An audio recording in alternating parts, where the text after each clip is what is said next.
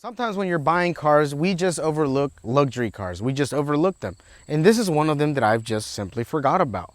You can get a good deal if you're looking for a second car, a third car, or just a good daily driver. A luxury car like this Acura could be the one for you. Heck, I forgot how nice these little things could actually be. I mean, you overlook brands like Lexus, Acura, Cadillac, Lincoln. I mean, there's many luxury brands out there, especially with the old cars, that just have more bang for your buck sometimes. Now, I understand and I get it. Some of these cars are reaching to that point where they're just getting old and they need repairs. But that's the thing. If you're somebody who's handy and willing to put in the work, sometimes these cars are well worth getting and fixing and daily driving. This car really surprised me in how well it's just holding up and how it just flies. Like, it just over exceeds my expectation when it comes to older cars, and even to the point of me wanting to get one. So today I bring you a 2003 Acura TL, and we'll be going over everything this car has to offer, and well, just pretty much a good blast to the past. Now, why even look into a luxury car? Well, that's a great question. Sometimes luxury cars just offer more. I mean, that's just how it is. Luxury means it's just more, it's better. Supposedly that's what it's supposed to mean. And even sometimes, like for example, let's look at the style of this car. It just looks great. There's a lot of different lines and characteristics that would distinguish it from a regular Honda. I mean, this is pretty much the counter of an Honda Acura. But I mean, there's just subtle styles that you may like compared to one or the other. This one, obviously, I mean, just look at it. It has a lot of chrome around. It looks nice. The body line, everything, it just looks really well. It just all fits well of the car, especially of this era. I mean, you can just tell by the tail lights, the fog lights that it used to have, and all the other things. I mean, this car isn't that terribly looking anyway. Even the paint is not a white. It's more like a pearly white. You have to look at it at a good angle in order to notice it, but from far away, it's just different. My favorite part is the rear end. You can tell how well it looks. It's just distinguishable. Everything in this car is just different. I mean, it's just the luxury of the car. It just comes with more subtleties and more everything.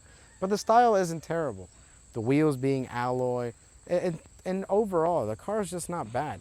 Luxury cars are supposed to be better and are supposed to offer more for the money that you paid. And well, as time goes on, these things just depreciate. And well, sometimes you get more value for your money because of that.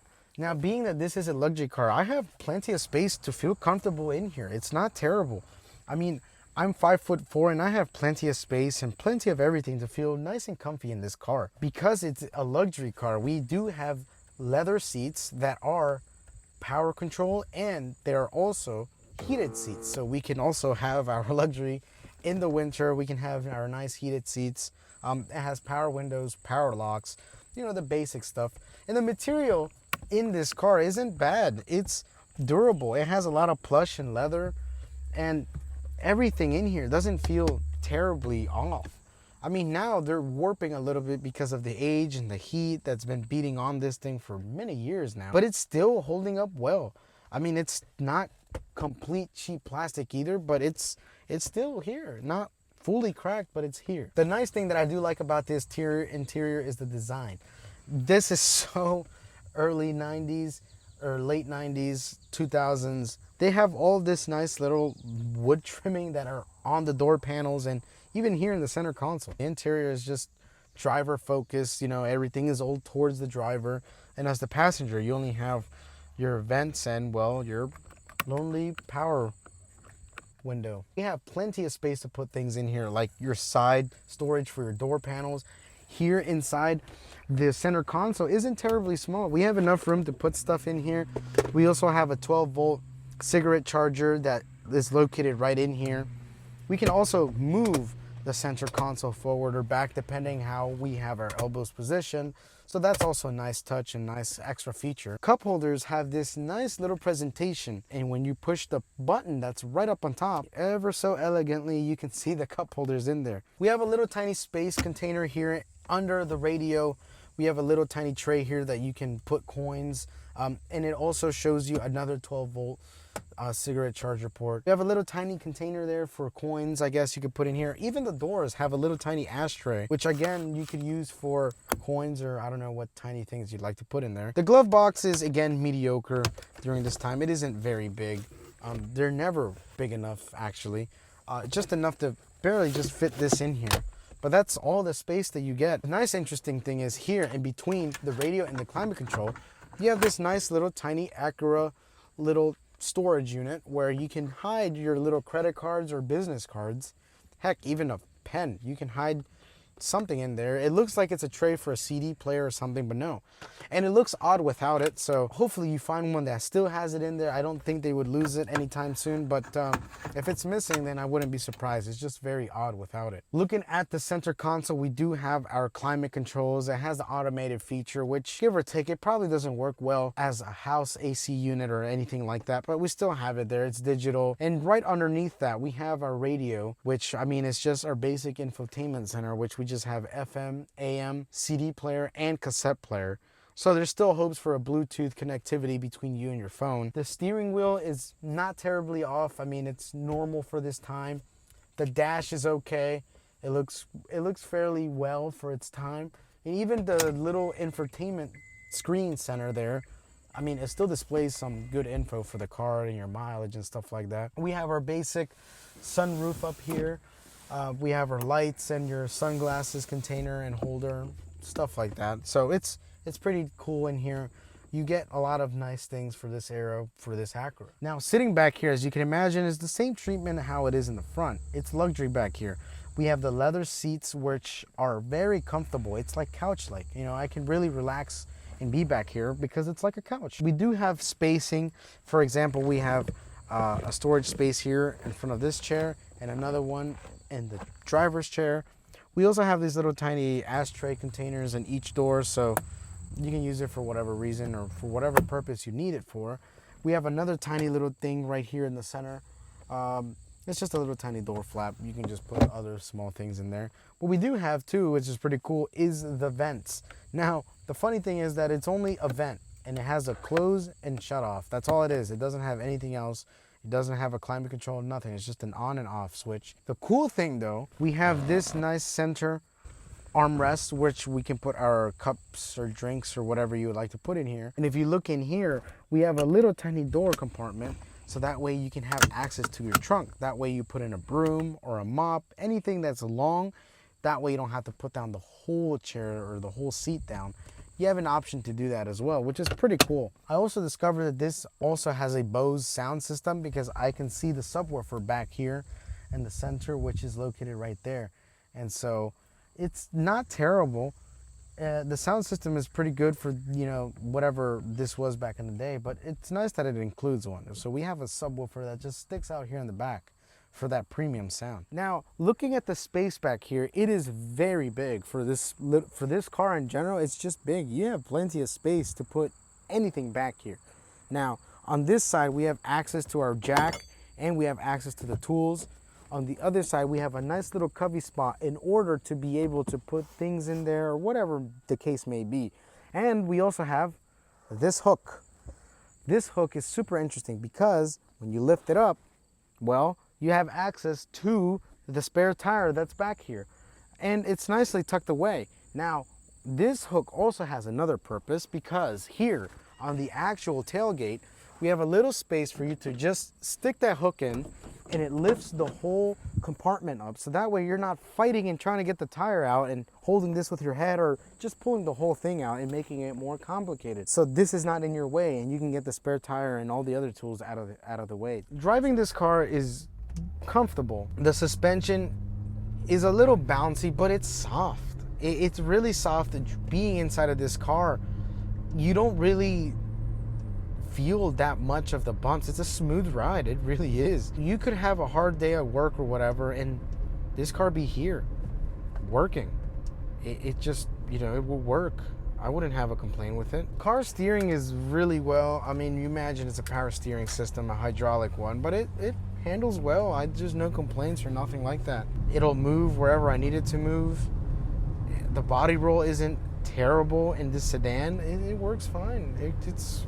I like it. It's comfortable. That's something that a luxury car usually gets right, is the suspension and the handling. It tries to be more civil, if that makes sense.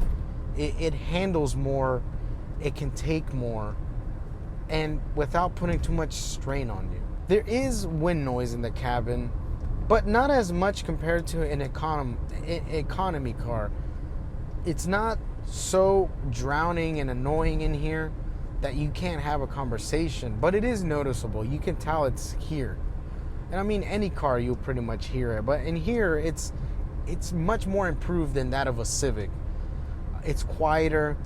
I can still hear the road noise, but it's nothing that is terrible. Like a Civic, you can normally hear everything that's going on around you, all the wind and all that stuff, but here it's not terrible. I can still talk to somebody. I can still have a good conversation in all that sense, and enjoy your time. You know, you can enjoy a ride in this car. The acceleration, being that it is a V6 and a sedan, I mean, it picks up, it goes. It'll definitely get you up to speed on the highway. That's something that I won't have a worry about. The brakes could be a little bit better, but they're decent for what they are. I feel like if I have more people in here, I'd have to, obviously, you know, with more weight, more is your reaction time and all. But with this car, I feel like I'm already kind of doing that with somebody in here.